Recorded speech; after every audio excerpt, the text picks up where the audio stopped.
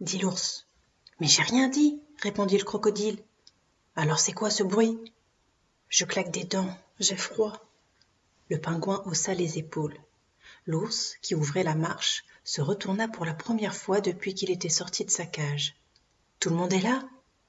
Les animaux, une bonne quinzaine, se regardèrent les uns les autres.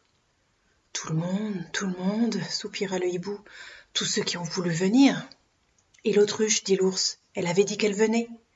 L'autruche, dit le hibou, tu la connais, elle dit toujours et elle fait pas. Bon, pas grave, nous ne sommes pas nombreux, mais au moins nous sommes courageux. Courageux. La gazelle n'avait jamais entendu ce mot, mais elle l'aimait bien. Courageux. Elle ne savait pas vraiment ce que ça voulait dire avant ce matin. C'est l'ours qui lui avait expliqué. Courageux, c'est quand on a peur de faire un truc, mais qu'on le fait quand même. Comme quoi, par exemple? C'était une gazelle juive qui répondait toujours à une question par une autre question. Comme par exemple, s'évader quand on est prisonnier. C'est vrai qu'il en fallait du courage pour s'évader du jardin zoologique de Moscou. La nuit, le froid, la neige, les cages, le garde, la peur. Sans l'ours, c'est sûr, rien n'aurait été possible. C'est lui qui, depuis des jours et des jours, organisait la fuite, dressait des plans, encourageait les uns, surveillait les autres. Enfin, au terme d'une intense préparation, ils étaient 15 à avoir choisi de suivre le roi des animaux. Oui, vous avez bien entendu, le roi. Le lion avait perdu sa couronne quand, affalé au fond de sa cage, il avait préféré décliner l'offre qui lui avait été faite de prendre la tête de la révolte. « Oh, vous savez, je suis bien, moi.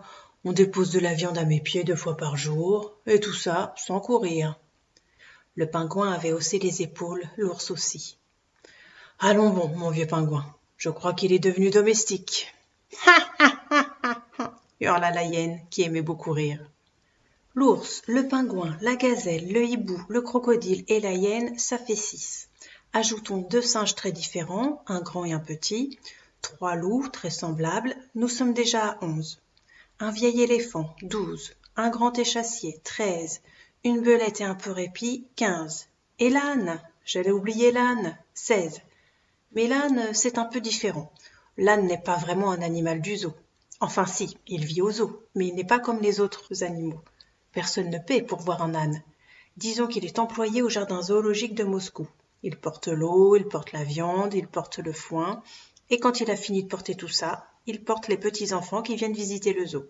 « L'âne, pourquoi viens-tu avec nous? Tu n'es pas prisonnier ici, tu peux partir quand tu veux. »« Je sais, répondit l'âne, mais je préfère venir avec vous, pour vous surveiller. Vous seriez capable de faire des bêtises. » L'ours sourit, il l'aimait bien.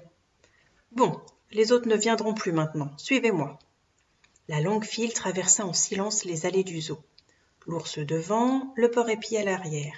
C'est beau un porc-épi. Remarquez, un ours aussi c'est beau.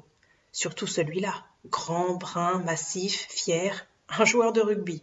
Un joueur de rugby qui grimperait aux arbres et mangerait du miel. Parvenu devant la lourde grille du parc, la troupe s'arrêta. « Comment allez-vous faire, les chassiers et moi? Il nous suffit de voler, mais vous ?» s'inquiéta le hibou. Les animaux se regardaient, puis regardaient l'ours. « C'est quoi ton plan ?» insista le pingouin. « Mon plan? J'ai pas de plan, moi. »« Pas vraiment. C'est les hommes qui ont des plans, pas nous. Moi, tout ce que je veux, c'est sortir. »« On n'avait pas dit que quelqu'un devait voler les clés ?» demanda la gazelle. « C'était qui déjà? C'était pas vous, les singes ?» Le grand singe regarda le petit. « Non, non plus. »« Bon ben là, je sais pas, hein, soupira l'ours. Et ceux qui purent poser leurs mains sur les hanches le firent, car on n'avait pas trouvé de meilleur geste pour dire « Bon ben là, je sais pas. » Le porc-épi s'était avancé en silence. Quel drôle d'animal! Un gros trousseau de clés pendait sur son côté. « Tu as les clés ?» demanda l'ours. « Mais comment as-tu fait ?»« Je ne sais pas, je les ai, c'est tout. » L'ours ouvrit la lourde grille. Les animaux la passèrent, les uns après les autres. « Alors, ça vous fait quoi ?» demanda l'ours. « Ça nous fait quoi, répondit le pingouin. « Ben, d'être libre. »« Je ne sais pas encore. C'est trop récent, il faut que je m'habitue. Mais pour l'instant, je crois que c'est exactement la même chose. »« Ah bon, dit l'ours. Le petit groupe formait un petit tas compact qui s'entassait à l'entrée du zoo, comme si tout le monde voulait en sortir, mais que personne ne voulait aller à l'extérieur. Alors l'ours leva la patte, et tout le monde se tut et s'immobilisa. C'était joli. On entendait le vent, rien que le vent qui, venant de la plaine, s'engouffrait dans les larges avenues de la ville. Ça aurait pu durer longtemps. D'ailleurs, ça dura longtemps.